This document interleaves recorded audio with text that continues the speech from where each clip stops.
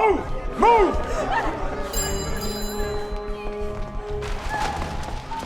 They drop down to a lower level.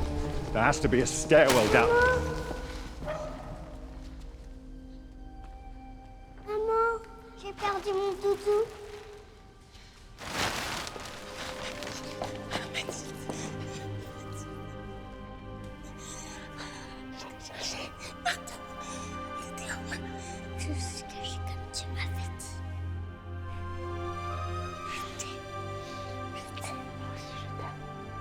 We should go. I think we just got buzzed. Those are 2 Russian MiGs. I understand, and I'm doing the best that I can. Just please wait. Sir, I've got the Navy, the Japanese, the Russians all breathing down my neck, demanding to know why we've got a C-17 circling a disputed island. Don't tell them anything just yet.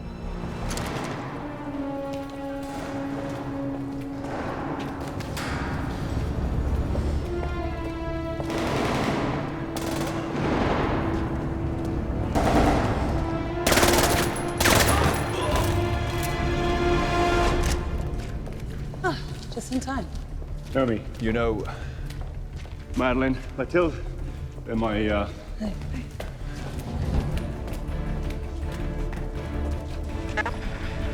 You there? Yes, Bond. Do we have any Royal Naval vessels in the immediate vicinity? Yes, why? We are going to need an immediate strike on this location. This whole island is a manufacturing plant for Heracles. We don't have clearance for missile strikes, do we? Bond, there's something else you should know. Several unidentified ships are headed your way. They're coming after Heracles. How far out? 20 minutes. Q. Patch me through. 007. M. Our operation is attracting a lot of international attention. We're seeing what we can do. Come on. Let's go.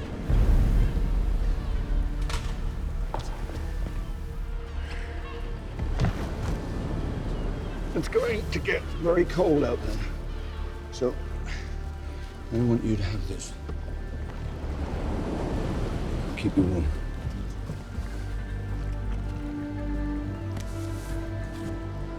I have to finish this. For us. I know.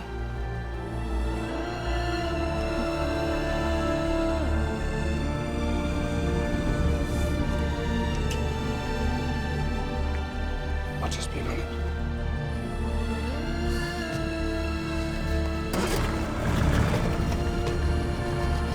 I've got them. This might come in handy. Thank you.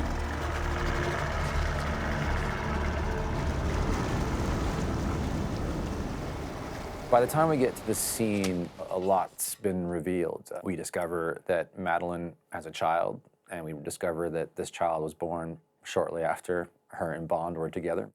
Right when he's reunited with Madeline and meets this child, she is abducted by the villain in this film, the Lucifer Safin, and Bond is then on a mission to get them back.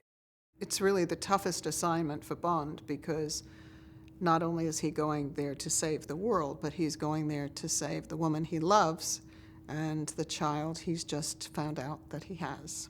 Bond goes halfway around the world to this disputed island and infiltrates this fortress, this kind of classic villain's lair, which we've never seen in Daniel Craig's run, and has a head-to-head scene with Safin that results in him escaping with the child. And now Bond has to try and find them. And in trying to find them, he finds Madeline, and then Madeline and Bond together are looking for Mathilde.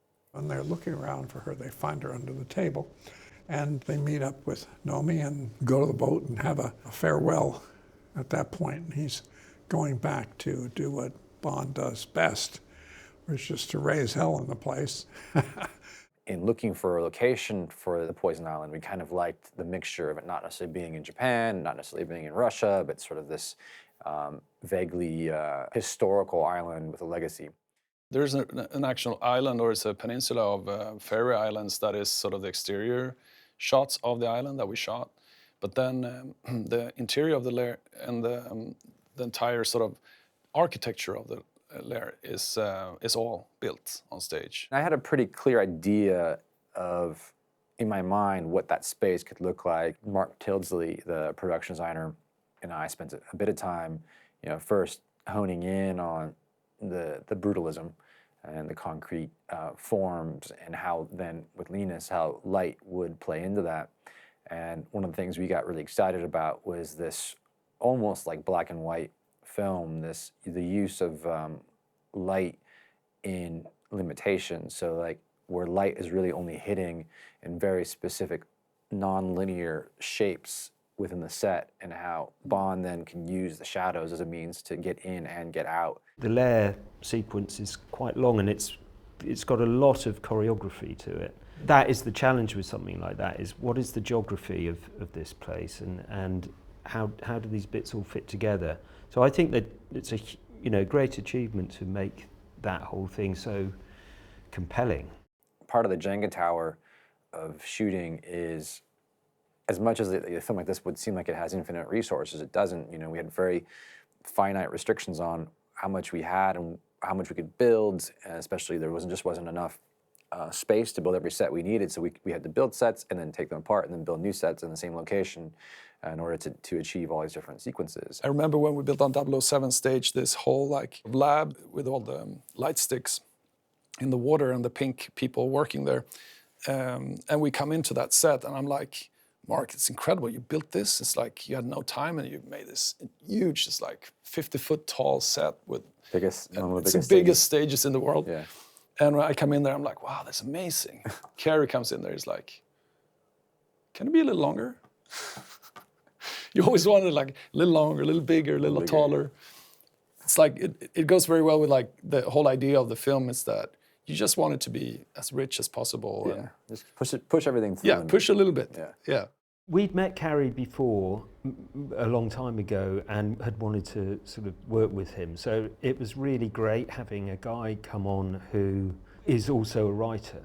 What was great about that is that he immediately came on board and he started kind of making the film his own. He wanted to push the envelope as far as the emotion was concerned. It was good to go down that road. When we brought Linus on, they really had a great vision about what the film should look like, how the locations would influence the film, and he just got straight into it. He was remarkable. The first time Bond sees Madeleine is actually in the water of Italy. And she's in the water of a sunset that is like glimmering sunlight, and she's sort of almost like an angel. And then at the end, when he sees her the last time, which is in that sub-pen with the inflatable, she goes out into the hole, and we just let that exposure be completely overexposed so that she just disappears into the light again. And it's somewhat like symbolic, like religiously symbolic, not that I'm religious, but like visually, it is a symbolic thing that he sort of sees her the first time in the film that way, and she sees her the last time in the film that way. There's that golden light as they go off, and that's sort of like, that's going to be his last memory. It's sort of unreal because it's so perfect, but it's the way he's looking at them, isn't it? Yeah. And that moment when he says, "I'll just be a minute," it kind of is your inkling that maybe this isn't going to work out well. I mean, there was a whole scene of dialogue, I remember, that we had to shoot, and we couldn't get it to work. So I went, let's just cut it. I mean, I had confidence in the moment. It felt like we were explaining the scene, and we didn't need to explain the scene. The scene was, I have to do this, I'll come and get you. And hers was, I know you have to do this, I believe you. But that was the reason I felt it was important to just be about non-verbal, don't explain it, allow the audience to sort of start feeling things. Maybe there's a sense of foreboding, maybe there's something going on. And the fact is that they just like, I love you, I'm coming back, I promise, but I've got to do this. Léa Seydoux is just magnificent. She is a wonderful, wonderful actress because she brings so much truth to everything, and I think you can really relate to her. I think it's absolutely brilliant that the women in this movie play such a central role. They're so important to driving, the story forward. They are badass and fully involved in the action. They are not damsels in distresses at all that need to be rescued by anyone. They are formidable, strong, powerful, confident, capable women, and I love that image being projected.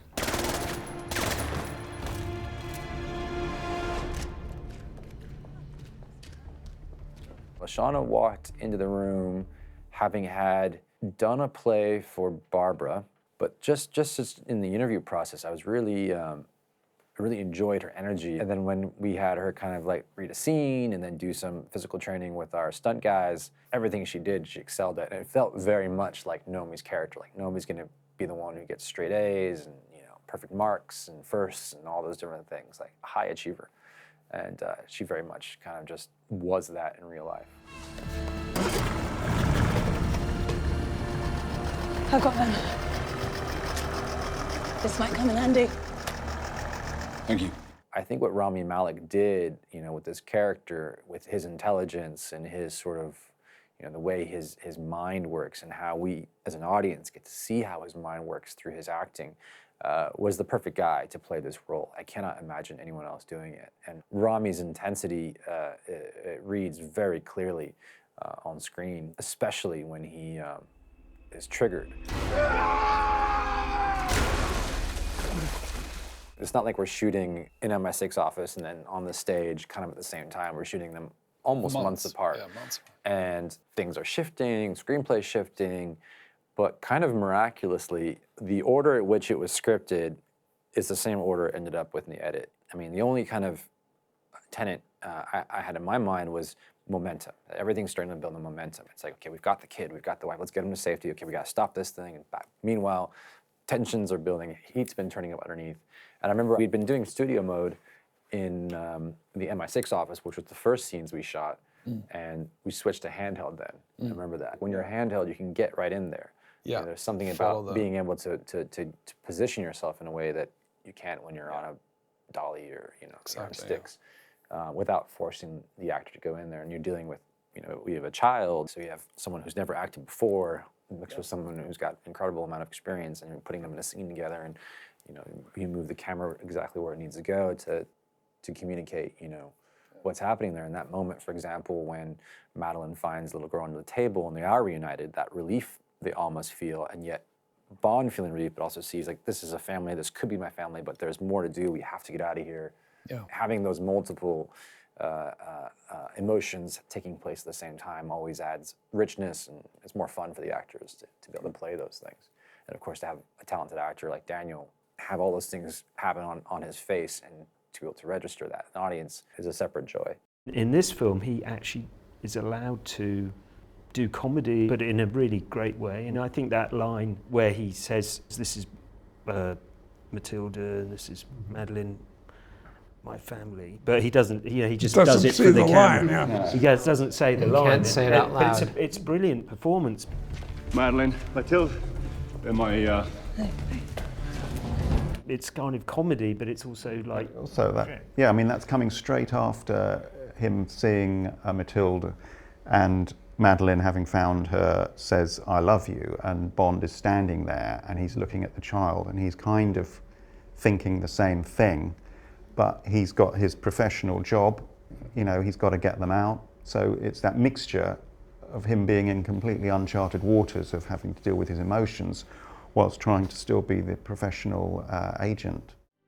Daniel's done a very good job, I think, in all of the films, establishing a new kind of Bond. It was a big break, I think, from the more macho Bond that we'd had in previous iterations. We should go. It's Q, do you read me? Come in, 007, it's Q. And you have, you know, actors like Ben, who has no one to work with. You know, he's by himself on the C-17 set. Yeah. You know, having to act with the first AD reading lines for him off camera, you know, and like blank computer screens because the graphics will be put in later. And when you're an actor, it's so helpful to have the energy of another actor there to build the tension. He had a really difficult job of playing all these things, plus a very emotional ending as well. I'm not gonna make it. We have him finally meeting his end in a great, very spectacular effect that you created. Yeah, well, we had to do justice to Daniel's last moment. I think it was a combination. We did 3 huge explosions out on Salisbury Plain. They were extraordinarily large. And then Charlie Noble and his visual effects team tweaked them. They had to fit them into the scene, as it were, and then composite them into Daniel's last shot. But very emotional moment, I have to say. Even though I knew what was going to happen, I still got me.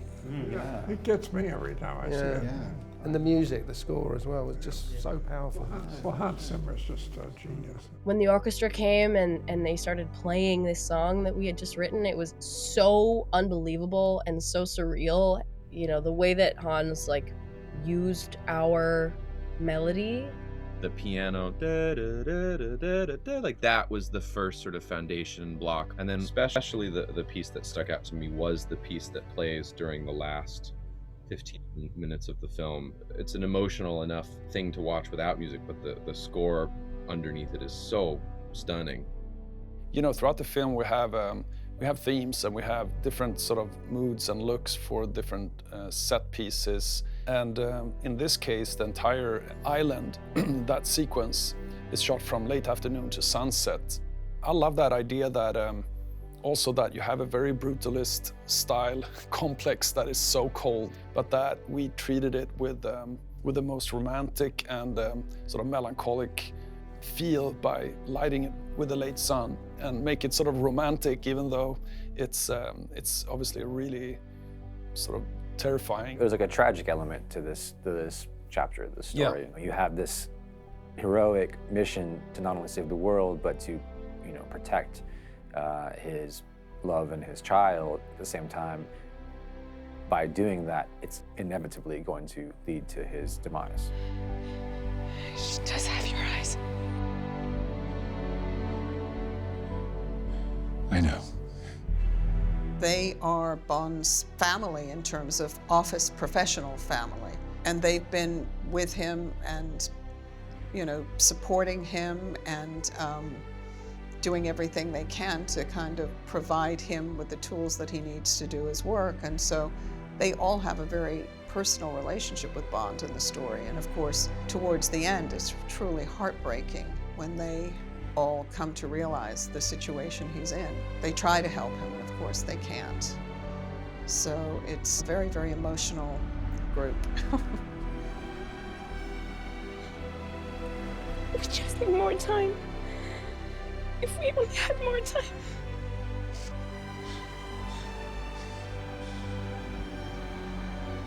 You have all the time.